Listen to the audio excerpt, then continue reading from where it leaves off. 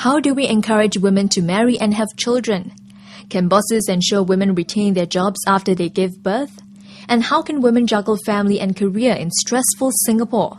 These were the key issues discussed at a dialogue session organized by the People's Association's Women's Integration Network Council on Tuesday.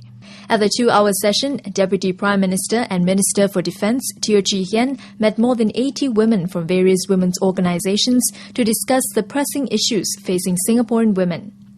Personally, I feel that we are a cursed lot, this generation, as a woman, when compared to women of earlier generation, because the roles are so diversified.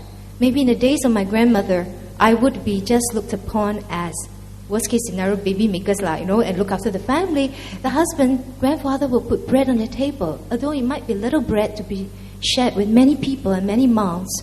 But my role is very defined. Whereas today I'm an educated woman, and if you don't go to work, somehow society say, wow, you go to university, study masters, then what, stay at home. Singapore has laid greater stress on especially mothers. I know that because my son was in school in the UK.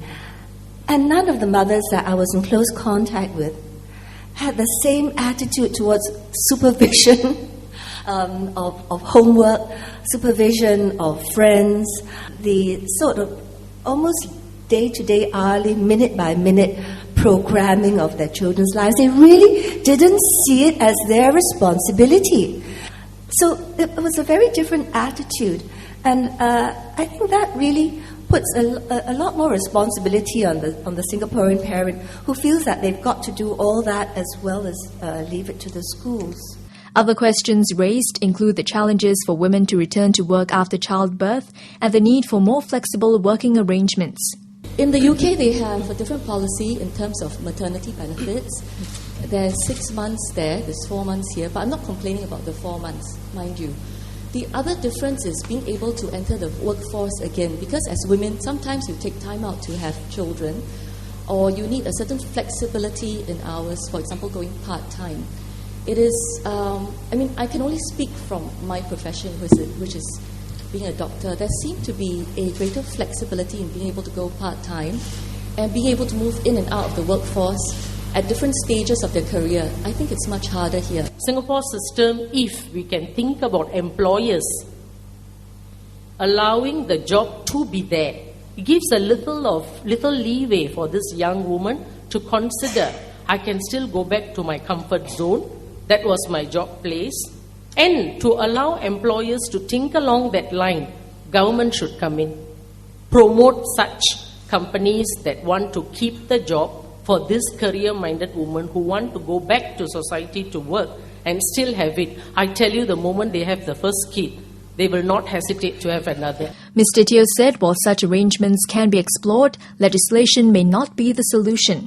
That may backfire as well, because then they may not be as enlightened as Irene there, and employ a 30-month pregnant lady, or they may be reluctant to employ somebody who they expect, just recently married or whatever it is, and within the next year or two is going to have a kid. With regard to this part-time work and re-entry into the workforce,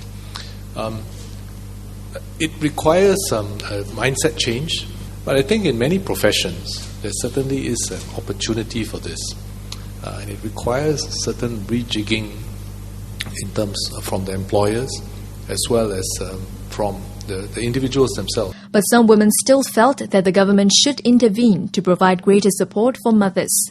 We are in Singapore, so sometimes we do look at the government to take the lead, and if government takes the lead in some ways, employers will at times feel compelled to do so. DPM ended the dialogue session with one piece of advice. I think we are a very perfection-obsessed society, and we forget that in seeking and waiting for perfection for our children or children to be, that we end up not having any. You don't have to wait for this perfect moment and everything is there, all the stars and the moon and all is aligned before you get married and before you have children and so forth, and expect a little bit of messiness, and to be able to find a way of managing and coping as you go along. For the full dialogue, watch the following clips.